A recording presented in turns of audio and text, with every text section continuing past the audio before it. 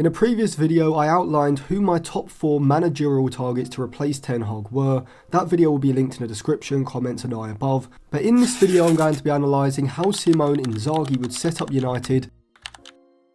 going through my 3 main signings that I would target, how Inzaghi would improve United defensively, as well as individual players, whilst also analysing how I think he could evolve his build-up system further. But we'll start off with the 3 main signings that I would make, and I'll do this for the other 3 managers on my 4-man shortlist, so make sure you subscribe to the channel for that. So with Inzaghi using a 5 at the back system, we clearly need a left wing back, because with Shaw and Malacia eternally injured, we need a left-footed left back regardless of who the manager is or what system they use. And for me there are 2 fairly obvious options: Federico Di Marco or Theo Hernandez. Personally, I prefer Theo Hernandez as I think he's slightly better technically, particularly when moving into central areas. He's a better carrier of the ball from deep positions, which is something that you'll see is crucial when United are trying to break down a deep, compact defensive unit. And also because he would be playing as a left wing back rather than a left back in Inzaghi's system, I think this could make Theo even better than he is now. Also, he's likely going to be more affordable as come the summer, he'd only have 1 year left on his AC Milan contract, whilst Di Marco would still have 2. And so whilst Inter would probably demand around £45 million at least for Di Marco, I think realistically United could get Theo for between £30 to £35 million. And so just off personal preference I'd go for him, but I'd still be very happy with Di Marco. And to me this gives Inzaghi a better back 5 than he currently has at Inter Milan, with a few different variations tactically available as well. And I'm going to explain what those tactical variations are in just a minute, but before that let me tell you about the jersey of the day, which is this Manchester United 2007-2008 away black shirt with Ronaldo 7 on the back. Go over to Jersey FIFA to check it out. They've also got the new season jerseys, as well as other retro and club international jerseys. You can use code Atlantis at checkout for a discount. A link will be in my Instagram bio, which I will leave linked in the description. So in terms of the variations of the back line, you could have Dalot as a right-sided centre-back, playing the role that Pavard does currently at Inter Milan, and as Azpilicueta did under Conte at Chelsea, which could actually suit him more than playing as a natural fullback, as defensively, I think Dalot's positioning is much better than his 1v1 defending. Mazraoui at right wing-back is a better option than Dalot in terms of his ball carrying when driving into space, but Mazraoui is also very good defensively as well.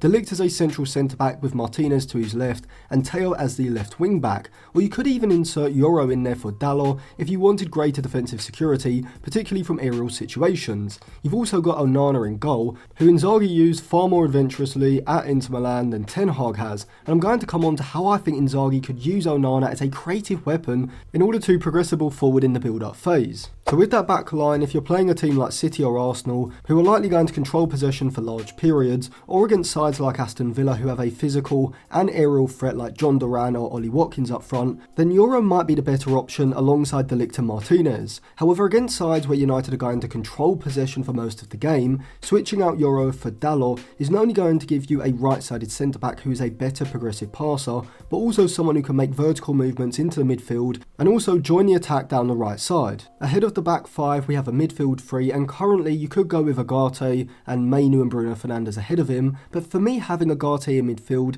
is likely going to be reserved for specific games or periods of games, particularly when United aren't controlling possession or if they're looking to counter press aggressively. Most of the time I think you have Mainu as a single pivot due to his greater press resistance than Agate, with Mount and Bruno Fernandes ahead, and I actually think both Mount and Bruno Fernandes would excel under Inzaghi in a midfield 3, but personally I'd look to upgrade upon Mount. Ideally I'd keep him for squad depth, but with Ineos' incompetence likely leading to us having a reduced transfer budget for 2025, selling Mount on to bring in another central midfielder is probably something we'd have to do. For some reason Mason Mount is on £250,000 a week, which is an issue, but I'm not even going to get into that in this video, I just can't be bothered. But assuming we were able to move him on, there are 2 standout options that I'd target, but both would play slightly different roles. Now in an ideal world, Mainu and Barella either side of Adam Walton would be my perfect Inzaghi Manchester United midfield. However, it's unlikely that we get both Walton and Barella, and so I would be happy with Bruno Fernandes and Mason Mount staying instead of Barella. And as the alternative to Walton, I'd target a player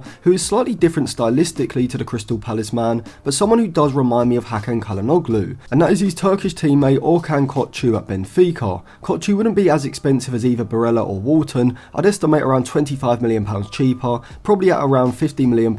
which would still be double the £25 million that Benfica paid for Kochu from Feyenoord back in 2023. I think Kochu as that deep single pivot in that regista role with Mainu or Agate and Bruno Fernandes on Mount ahead of him is a very good setup, which would provide Inzaghi with a lot of different tactical options as well. See, in matches or during certain situations where United are having to sit off the opposition, not controlling possession, the best option for Inzaghi might be to bring on Agate to sit either side of Kochu with Mainu and Bruno Fernandes or Mason Mount at the top of the diamond, which would give United a midfield with a lot of athleticism, energy and tenacity, whilst also allowing Kochu to be the Pirlo-like creative hub of the side at the base of the midfield. And I think if you look at the defence and midfield, you could argue personnel-wise that Inzaghi would have a better side at United than he currently does at Inter Milan. You'd have Onana in goal, Martinez, Yoro and De Ligt as a back three, with Dalot or Mazraoui when he returns at right wing back, Teo or Harry Amas at left wing back, with Dalot also capable of playing as a right-sided centre back as well.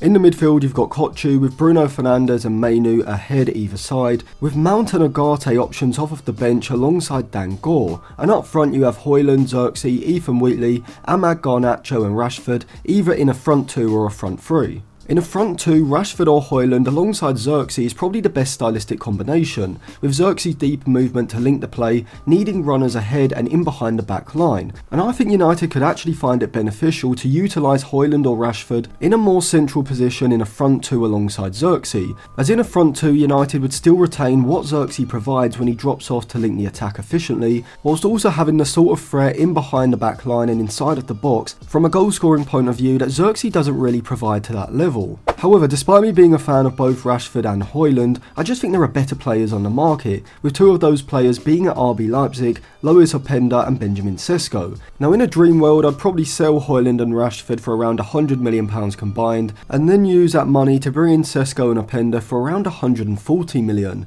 Essentially a £40 million upgrade, which I think would be well worth it, because I think Sesko is better than Højlund and Openda's better than Rashford, but obviously it's unlikely that Leipzig sell both in this summer, even though I could see either being sold. Now Openda would be a stylistically similar replacement for Rashford, with Sesko being that for Højlund as well, but out of the two it's probably Rashford that United would want to move on in the summer just because of his age, and even though I would take either, I'd have to choose Sesko as my number one target, and so my three signings for Inzaghi's Manchester United would be Theo Hernandez at left wing back, Kochu as the creative deep line playmaker in the midfield, with Sesko being brought in up front, either alongside one of Højlund or Xerxes in a front two, with a midfield three behind, or as a focal point with Garnacho and Amad either side of him, and a double pivot behind of say Agate and either Mainu or Kochu in central midfield. See, I think Sesko is the closest thing United could get to Haaland, being a sensational goal scorer already, not just in terms of his actual finishing, which I think is already elite seen by the fact that he not only ranks in the 93rd percentile for his non-penalty goals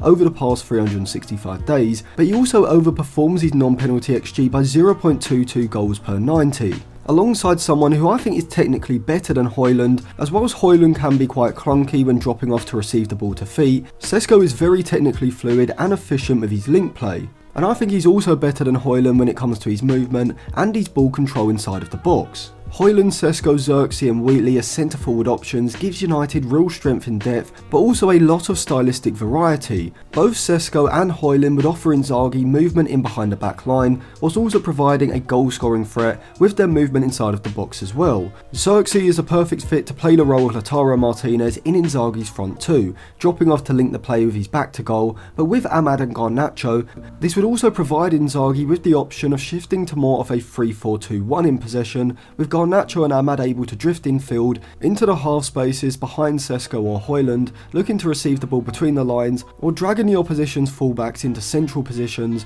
to open up space out wide for the wing-backs, either Mazraoui or Dalot on the right and Theo Hernandez on the left to overlap into. Also, by utilising one or both of Martinez and Dalot in those wide centre-back roles would also allow Inzaghi to incorporate a similar sort of positional fluidity at United to the one we currently see him use at Inter Milan, when Inter have possession in inside of their own half, we often see Barella and Calhanoglu dropping deep into the back line in order to get on the ball, with 1, 2 or sometimes all 3 of the centre-backs Pavard, De Vrij and Bastoni looking to make vertical runs forward to take up positions in the spaces that Barella and Calhanoglu have created with their movement deep, dragging the opposition's midfield high. And I think Kochu and Mainoo could definitely rotate with Martinez and Dalot in this phase of play, as both Kochu and Mainoo are very composed and reliable in possession, with both also having a high level of press resistance and progressive passing ability, which alongside Martinez and Dalot's comfortability in congested central areas gives Inzaghi the perfect personnel to use this positional rotation in his possession setup. But before I elaborate further on Kochu and Mainoo, a quick reminder that I do have a Telegram group chat where I do